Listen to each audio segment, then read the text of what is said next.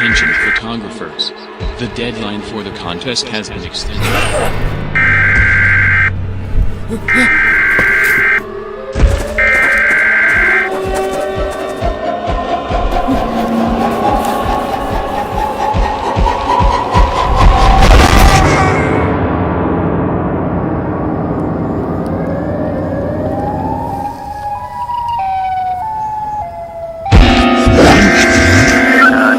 I've got both of them and the suspect here on 3rd Street just.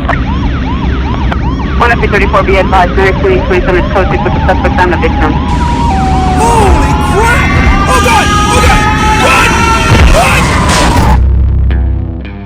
Hey guys, I hope you enjoyed that. Making this short film was a lot of fun, and I'm gonna show you how we did it. The biggest VFX here was obviously creating the CG siren head. I used Blender for making the character.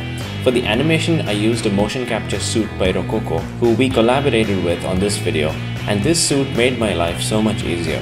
If not for motion capture, I would have had to animate the CG characters manually, and it's such a slow process. Now I just put the suit on and act out all the stuff I need. One of the cool things about the smart suit is that it's really easy to set up and it connects to my computer via Wi-Fi. So we could even shoot outdoors. Just put the suit on and do your thing, and then have all of that sweet animation applied to any character. An animation that would have taken me a full day to make now only takes me a few minutes.